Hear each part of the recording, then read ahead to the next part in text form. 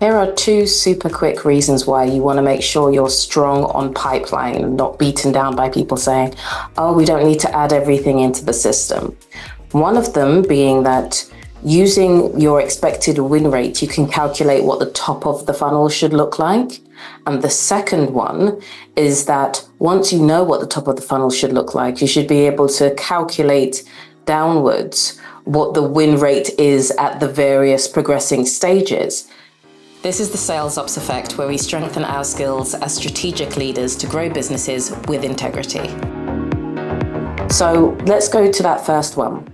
You take your win rate, which is however you calculate it. So a basic one would be closed won deals that we've got a signature for, divided by everything that was created in the system, right? So for SaaS, software as a service companies, the standard benchmark at the moment is 22%, I believe, right? So what you would do is take your target for the year and you calculate it back using 22% to see what would the funnel look like, because it's the closed one from the total funnel using your specific calculation. People do it in tons of different ways, which is the reason why I'm not actually going to give you a formula, right? And then once you have that, you can then look at the different stages from your qualify stage, where everything is created, to your developing and your proposal stage, or whatever you call them, all the way through to closed one. And then you can do your research online to say, you know, what are the conversion rates between each of those stages? So for everything that's in qualify, how many of those deals progress to the next stage, and so on. And then from that, when you have all of those numbers together, you can then say, okay, if there's 5 stages, if we're at the 3rd stage, how many of those deals make it to closed one? And you might be thinking, okay, so that's just interesting to know, but how does that help us practically? Well, practically, that means that when you're looking at your pipeline, as we are known to do regularly, we can see far off into the future, depending on what your sales cycle is, that actually this is the right amount. Let's say we need 5 million in the proposal stage, right, to make it to our closed one target number.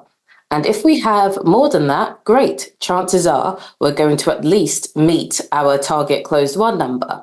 But if we have less than that at the proposal stage, and let's say that's, partway, midway through the sales cycle, we can look at that and calculate using those percentages that we figured out before. Okay, so this number that's lower than where we need it to be, this is actually going to get us an end result of 1 or 2 million less than what we were actually going for. And where you pair that with knowing what your sales cycle length is, and sales cycle length for the purposes of this conversation is the date that a deal is created versus the date that it's closed won. So a number of days in between. If, let's say, your sales cycle length is 60 days from being open to being closed won, you can also track, particularly if you already have the data in the system. But if you don't, then like I say, you start off with outside benchmarks and then calculate it back based on your best guess, best estimate, because that's where you have to start in an SME, right? So if it takes 60 days from when a deal is created to be closed won, but midway through at proposal, it should be closed won in about 30 days, then you can say with, a fair deal of accuracy, even though it's estimated, that the deals that are going to be closed in a month's time will be less than what we need it to be. And therefore, ring the alarm. Ring the alarm. The other places, the other people that we need to be following up on those leads, let's go and find them now. Let's not wait until a week before and then everybody starts panicking, particularly at the end of the quarter.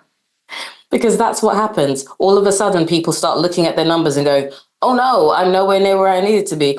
You knew that a month ago, but you didn't do anything about it.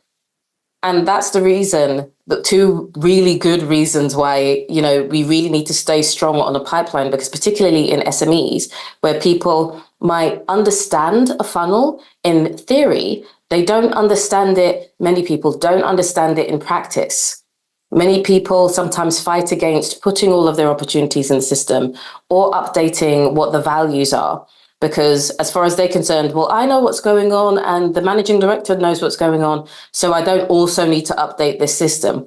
Yes, you do, because the system is what calculates all of this stuff and talks to us, who does the human analysis to say, hey, alarm.